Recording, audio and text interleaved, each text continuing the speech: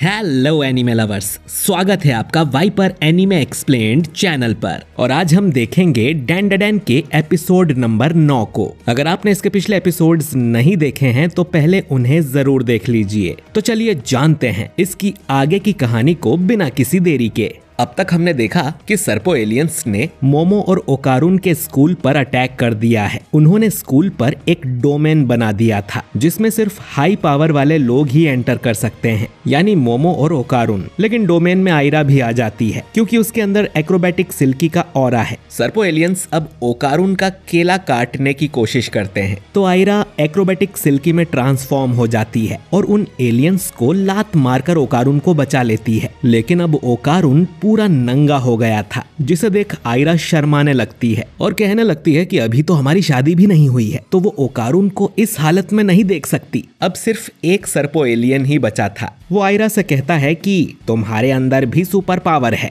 शायद इसीलिए तुम हमारे डोमेन में एंटर कर पाई हो, तो हम तुम्हारा केला भी ले लेंगे। फिर वो अपने बॉक्सिंग वाले एलियन से इन पर अटैक करवाता है। आयरा इससे लड़ने लगती है और ओकारुन एक क्लास में छुप जाता है। बॉक्सिंग वाला एलियन गाना गाते हुए आयरा से लड़ रहा था। तभी आयरा उससे बचती हुई सीधा सेप्रो एलियन पर अटैक करती है, लेकिन एलियन अपने साइकोकिनेसिस की पावर से आयरा को दूर फेंक देता है। पर उसके इस अटैक में वो बॉक्सिंग एलियन भी आ गया था। वो सर्पो से कहता है कि अपने अटैक में मुझे मत लपेटो, जिस पर सर्पो कहता है कि तुम सिर्फ भाड़े के टट्टू हो और तुम्हारे जैसे बहुत मिल जाएंगे। इसके बाद वो बॉक्सिंग एलियन आयरा पे अटैक कर देता है और आयरा उसके पंचेस को डॉज करती रहती है। वहीं इधर ओकारुन क्लास के लॉकर्स खोल के उनमें कुछ कपड़े ढूंढ रहा था। अब बॉक्सिंग एलियन एक जेट पंच मारता है जो कि दीवार तोड़ के ओकारुन को जा लगता है। आयरा उसके पंच की तारीफ करती है, लेकिन ऐसे पंच का क्या फायदा जो निशाने पर ही ना लगे। वो सर्पो एलियन फिर से अटैक करता है जो कि बॉक्सिंग एलियन को जा लगता है। बॉक्सिंग एलियन बहुत कोशिश करता है लेकिन उसका एक भी पंच आयरा को नहीं लग रहा था और फिर वो एलियन के मुंह पर जोरदार लात मारती है, जिससे वो एलियन सीधा छत से टकरा जाता है और उसका सिर वहीं पर फंस जाता है। इसके बाद आयरा सीधा सर्पो की तरफ जाती है, लेकिन वो अपनी पावर से आयरा को भी पकड़ लेता है, जिससे वो अपने नॉर्मल रूप में आ जाती है। अब सर्पो उसका मजाक उड़ाता है और ये जानकर उसे खुशी होती है कि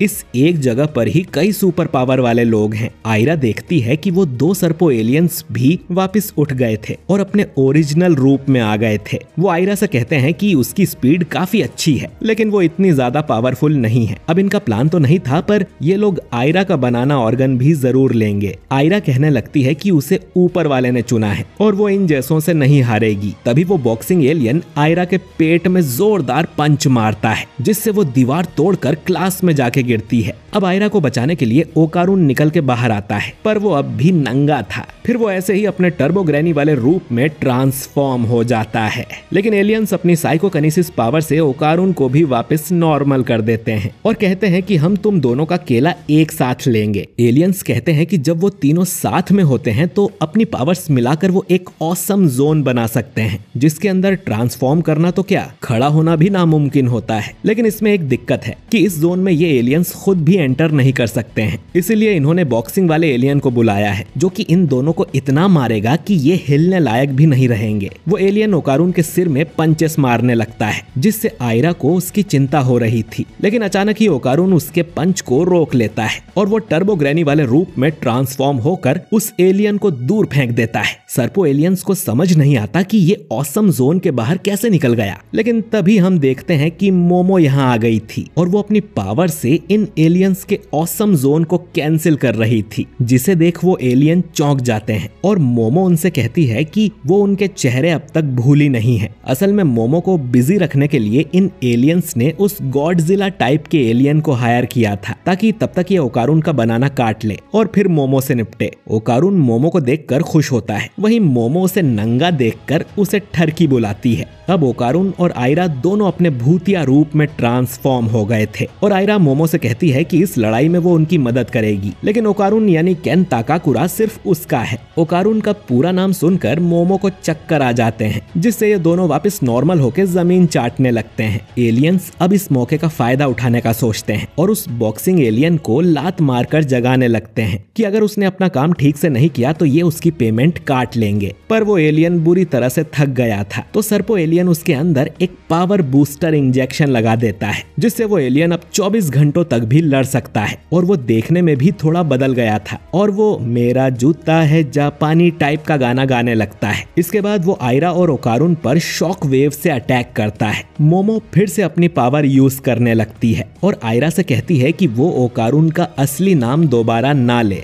सर्पो एलियंस की साइकोकिनेसिस पावर फिर से बेकार हो गई थी, तो वो बॉक्सिंग एलियन को ऑर्डर देते हैं कि वो मोमो को अपना टारगेट बनाए। आयरा उस पे हमला करती है तो वो उसे अपरकट मार के ऊपर छत में घुसा देता है और उसके पंचेस इतने तेज थे कि मोमो उन्हें देख भी नहीं पा रही थी। वो फिर से आयरा को मारने जाता है तो ओकारुन उसे बचा लेता है, क्योंकि यहाँ सबसे तेज वो खुद है और उसे बॉक्सिंग एलियन के पंचेस दिखाई दे रहे थे। वो फिर से आयरा को बचाता है और आयरा उसके सिर पे जोरदार लात मार देती है। ये दोनों ऐसे ही साथ मिलकर उससे लड़ने लगते हैं, जिस पर मोमो कहती है कि वो दोनों कुछ ज्यादा ही करीब हैं, जिससे उन पे हमला करना आसान हो जाएगा। जिस पर आयरा बोलती है कि तुम्हें जलन हो रही है क्या? ओकारुन फिर से केन ताकाकुरा का एक डायलॉग मारता है, जिसे सुन मोमो वापस चक्कर खा के गिर जाती है और ये दोनों वापस जमीन चाटने लगते हैं। जिसके बाद वो मोमो को डांट लगाते हैं कि उसका ध्यान कहाँ है। इधर सर्पो एलियंस उस बॉक्सिंग वाले एलियन को डांटते हैं कि वो किसी काम का नहीं है और वो उसकी पेमेंट से 60% भी कट कर लेते हैं, जो सुन उस एलियन को बुरा लगता है। अब अचानक ही उनके पैर के नीचे का पानी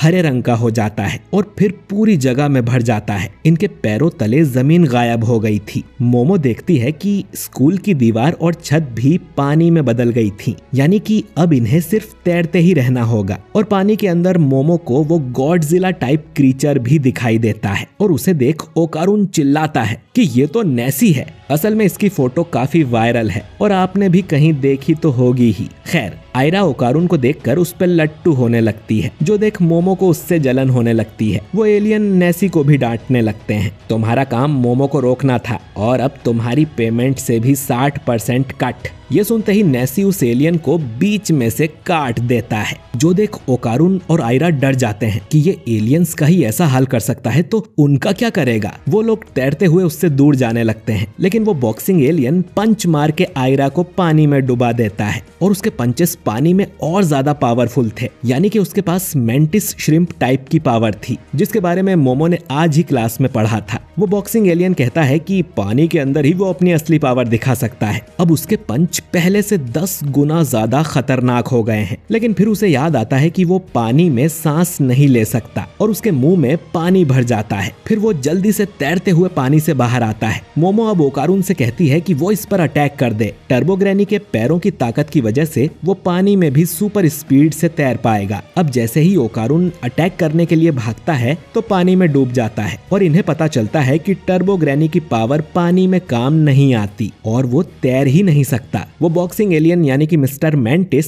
फिर से पानी में धमाके करने लगता है और ये दोनों तैरकर उससे दूर जाने लगते हैं। इन्हें समझ नहीं आता कि अब क्या करें। वहीं आयरा ऊपर पानी में डूबी हुई थी। मोमो अपनी पावर से पकड़कर आयरा को नीचे खींच सकती है, लेकिन ये मेंटिस उनके रास्ते में है। ओकारुन कहता है कि वो उस मेंटिस का ध्यान भटकाएगा, लेकिन मोमो को पता था कि उससे कुछ नहीं होगा और वो भी आयरा की तरफ पिट जाएगा। इससे दोनों में बहस होने लगती है और मोमो इनके मेकआउट वाली बात निकालकर बैठ जाती है। ओकारुन अब उसका हाथ पकड़ लेता है और उसे बताने लगता है कि असल में वहां पर क्या हुआ था, क्योंकि वो नहीं चाहता था कि मोमो उसके बारे में गलत सोचे। लेकिन तभी वो मेंटिस इन पे अटैक करने लगता है, तो ओकारुन मोमो को लेकर पानी के अंदर डाइव मार देता है। दोनों वापस ऊपर आते हैं और ओकारुन मोमो को छूने के लिए माफी मांगता है। वो मेंटिस भी वापस ऊपर आ जाता है क्योंकि उसकी सांस फूल गई थी। मोमो को अब एक आइडिया आता है कि वो अपनी पावर से ओकारुन को पकड़कर उसे आगे धकेलेगी और उसी के ऊपर बैठकर उसे एक मोटर बोट की तरह यूज करेगी। ये दोनों अब बहुत स्पीड से मेंटिस से दूर चले जाते हैं और फिर छत वाले पानी में जाकर आयरा को भी पकड़ लेते हैं। फिर मोमो अपनी पावर से आयरा के अंदर का पानी बाहर निकालती है, जिससे उसे होश आ जाता है। मोमो अब आयरा को अपने कपड़े उतारने को कहती है, क्योंकि कपड़ों की वजह से पानी में उनकी स्पीड कम हो रही है। पर आयरा बोलती है कि उसने तय किया था कि वो शादी से पहले कपड़े नहीं उतारेगी, पर मजबूरी में उसे मोमो की बात माननी पड़ती है। इधर मेंटिस के पास एक सर्पो एलियन आ जाता है, जिसे देख मेंटिस डर जाता है कि ये फिर से मेरे पैसे ना काट ले। लेकिन वो देखता है कि इस एलियन का सिर उस नेसी ने काट दिया था। सिर्फ एक ही सर्पो एलियन जिंदा बचा था और वो नेसी से अपनी जान बचाकर भाग रहा था।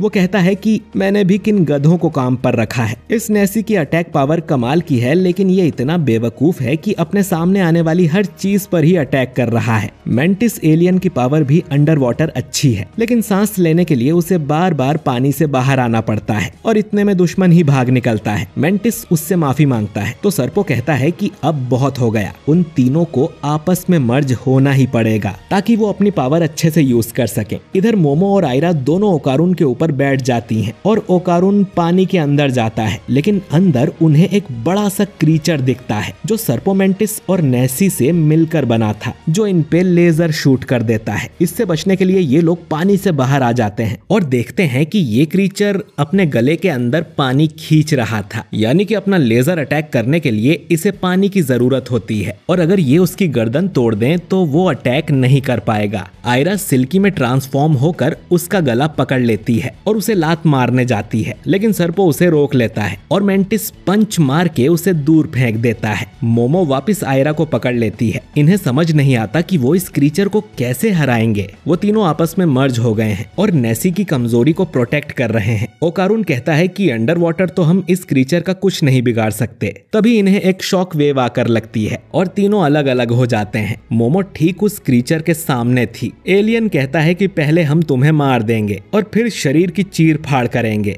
वो अब मेंटिस के दोनों हाथों से मोमो को कुचलने लगता है, लेकिन मोमो अपनी पावर से यहाँ का पानी हटा देती है और उस मेंटिस के हाथ टूट जाते हैं। मोमो कहती है कि मेंटिस के पंचेस अंडर वाटर बहुत पावरफुल होते हैं, लेकिन पानी के बाहर उतने ही कमजोर, और उसने ये आज ही अपनी क्लास में पढ़ा था। सर्पो अब अपने मुंह से मोमो को पकड़ लेता है और उस पे लेजर शूट करने लगता है, लेकिन आयरा अपने बालों से उसका गला दबा देती है। अब ओकारून तैर नहीं सकता, लेकिन आयरा के बालों पर भाग तो सकता है। ओकारून अब फुल थ्रॉटल में नीचे जाता है। वो मोमो को पकड़ता है और उस क्रीचर के 2 टुकड़े कर देता है। एलियन के खत्म होने पर उनका डोमेन भी गायब हो जाता है और ये दोनों वापस अपने स्कूल लौट आते हैं। सॉलिड जमीन पर आकर इन्हें बहुत खुशी होती है और दोनों हंसने लगते हैं, लेकिन फिर इन्हें याद आता है कि ये दोनों नंगे थे और स्कूल के बीच में लेटे हुए थे। सभी स्टूडेंट्स इन्हें इस हालत में देख लेते हैं और पूछने लगते हैं कि वो दोनों नंगे होकर यहाँ क्यों लेटे हैं। दोनों अब जोर से यहाँ से भागते हैं और आयरा भी इनके पीछे भागने लगती है और सब इनसे यही पूछ रहे थे कि ये तीनों नंगे क्यों हैं। और ये एपिसोड यहीं पर खत्म हो जाता है। तो दोस्तों, मुझे तो आज का एपिसोड काफी फनी लगा। आपको ये एपिसोड कैसा लगा कमेंट करके जरूर बताइए और साथ ही इस वीडियो को लाइक और शेयर भी जरूर कीजिए। और अगर आप हमारे चैनल वाइपर एनीमे एक्सप्लेन्ड पर नए हैं तो हमारे चैनल को सब्सक्राइब करके बेल आइकन जरूर दबाइए। मैं मिलता हूँ आपसे बहुत ही जल्द एक नए वीडियो के साथ। शुक्रिया।